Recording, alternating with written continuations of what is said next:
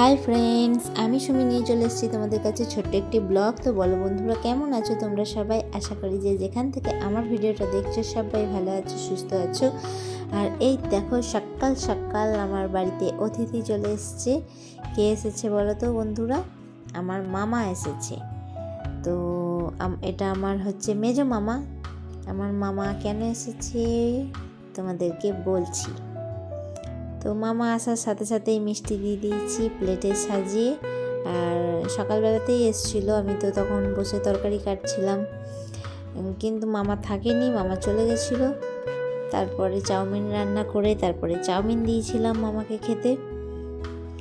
সব কিছু আমার মেয়ে দিয়ে দিচ্ছিলো, কারণ ও এসব কাজ করতে খুব ভালোবাসে।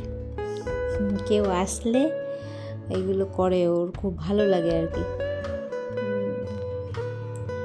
তো আর একটা দেখো, ওই দেখো আর একজনকে দেখতে পাচ্ছ, ওই মেসোটা, ওটা আমার সম্পর্কে মেসো হচ্ছে, ওরও বাড়ি আমাদের এদিকেরই।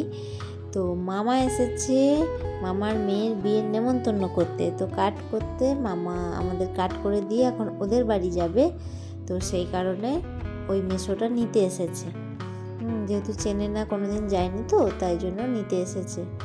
তো কিছুতেই থাকলো না।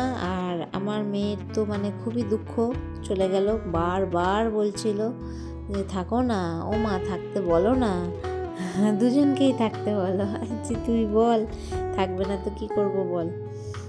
যেহেতু মামা বলছে না বাবা পরে আসবো, কারণ এখন তো বিয়ের নেমন্তন্ন মানে বুঝতেই পারছো অনেকজনকে নেমন্তন্ন করতে হবে। এখন একটা বাড়িতে একবেলা থাকা মানে লস। তো সেই কারণে ওই মেসোটা নিয়ে চলে গেল মামাকে, আর মামা আমাদের নেমন্তন্ন করে গেল বিয়েতে যাওয়ার জন্য। মার্চের 9 তারিখ হচ্ছে বিয়ে।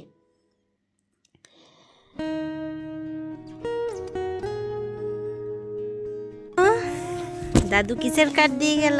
বিয়ের কার্ড। বিয়ের নেমন্তন্ন করে গেল, মাসির বিয়ে, মন্ডল গ্রামে বিয়ে।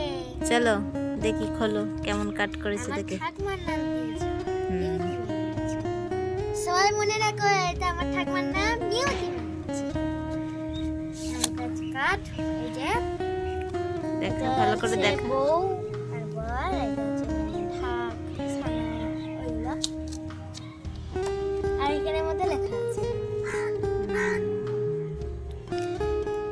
কল্যাণিয়া অন্বেষা ব্যানার্জি আর পাত্র রাজেশ মুখার্জি।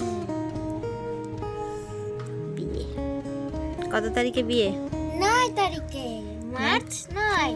আর বাংলাতে 24শে ফাল্গুন। মার্চের 9 তারিখ, 24শে ফাল্গুন।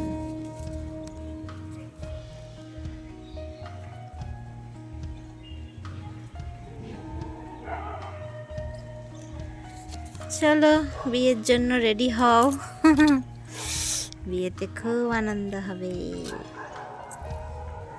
আজকে না, সে মার্চ মাস, এখন এখন মানে ফেব্রুয়ারি মাস চলছে, বহুত দেরি। চলো টাটা করে দাও। টাটা।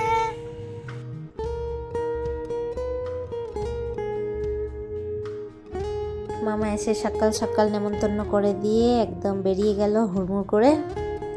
তো চলো বন্ধুরা, আমি আজকে একটু তোমাদের কুলের আচার দেখাবো রেসিপি।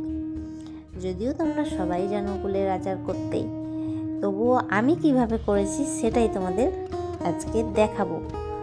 আর ভালো করে প্রথমে দেখতেই পাচ্ছ কুলগুলোকে ধুয়ে নিচ্ছি। পাকা কুল কিনে নিয়ে এসেছি, কাঁচা পাকা মিশিয়ে ছিল, তো কাঁচাগুলো বেছে রেখে দিয়েছি, ওগুলো তো দেওয়া যাবে না, পাকা পাকাগুলো দিয়েছি। ভালো করে আমি দেখতেই পাচ্ছ চটকে চটকে ধুয়ে নিচ্ছি, কারণ ভালোই নোংরা থাকে কুলের গায়ে। তো ধুয়ে নিয়ে বন্ধুরা বোঁটাগুলো কিন্তু ছাড়িয়ে নেবে, ঠিক আছে? আমি কিন্তু প্রত্যেকটা কুলের বোঁটা ছাড়িয়ে নিয়েছিলাম, অত আর ভিডিওতে দেখাইনি, আমি কিন্তু ছাড়িয়ে নিয়েছিলাম। তো কুলের আচার আমাদের তো বাচ্চা থেকে বুড়ো সবারই খেতে ভালো লাগে। ছোটোবেলায় আগে তো খুবই খেয়েছি, স্কুলের পয়সা জমিয়ে, মানে টিফিনের পয়সা জমিয়ে কুলের আচার কিনতাম, তারপরে বাড়ির পাড়ার মোড়ে যেত বিক্রি করতো, তো সেখান থেকে কিনে খেতাম। তো এই দেখো বন্ধুরা, ভালো করে ধুয়ে পরিষ্কার করে নিয়েছি।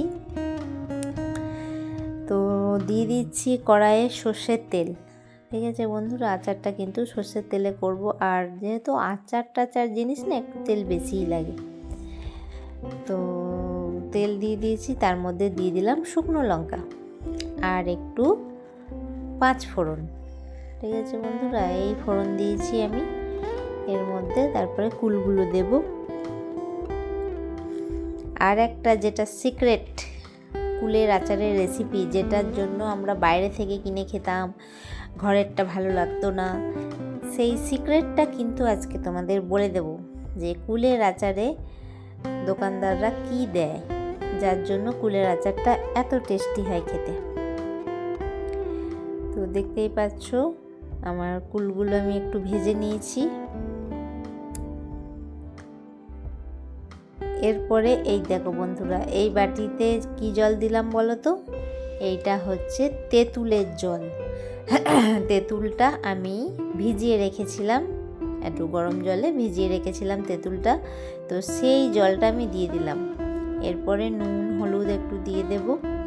তা অবশ্যই কুলের আচার, কুল জানি কুল টক, কিন্তু তারপরেও তেঁতুলটা দিলে কিন্তু আচারের টেস্টটা দ্বিগুণ বেড়ে যায়। তো তোমরাও কিন্তু দিয়ে নেবে, ঠিক আছে? আমি যখন তেঁতুলটা ভিজিয়েছিলাম সেটা আমার দেখানো হয়নি, তো তোমাদেরকে আমি বলে দিলাম, যার জন্য বাইরের কুলের আচার খেতে এত ভালো লাগে। অবশ্যই কুলের আচার যখন করবে তেঁতুলের পাল্প কিন্তু দেবে। আর এখানে দেখো ফুটে গেছে, তারপরে আমি দিয়ে দিলাম গুড়, ঢেলা গুড়গুলো।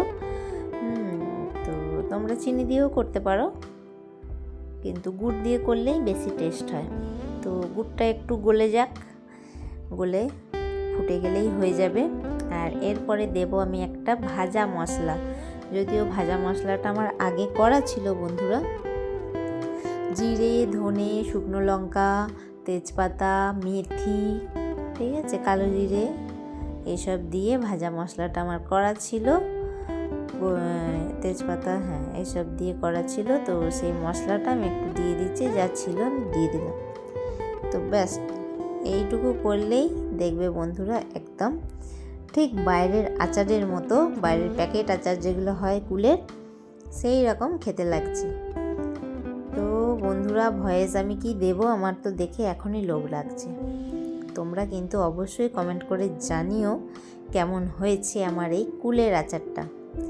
আর কে কোথা থেকে আমার ভিডিওটা দেখছো অবশ্যই কমেন্ট করে জানিও।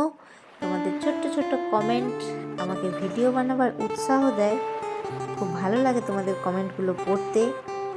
সবাই একটা করে লাইক দিয়ে দিও বন্ধুরা, কিন্তু লাইক, কমেন্ট আর হাইপ দিতে ভুলো না কিন্তু, ঠিক আছে বন্ধুরা? রেসিপি দেখে যদি ভালো লাগে তাহলে বন্ধুদের সাথে শেয়ার করে দিও। এই দেখো বন্ধুরা, দেখেছো কি সুন্দর কালারটা এসেছে? আহা, দেখে তো এখনই লোভ লেগে যাচ্ছে।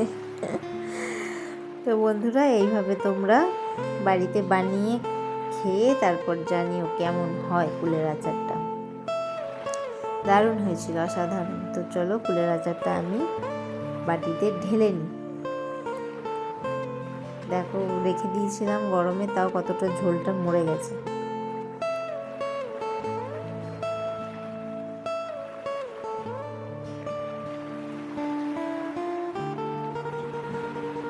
তো চলো বন্ধুরা এইভাবে করে একদিন খেয়ে দেখো কেমন হয়, তারপর কমেন্ট করে জানিও। তো ভিডিওটা আর বেশি বড় করলাম না, এখানেই শেষ করছি। সবাই ভালো থেকো, সুস্থ থেকো, আবারও দেখা হবে নতুন একটা ব্লগে। সবাইকে টাটা।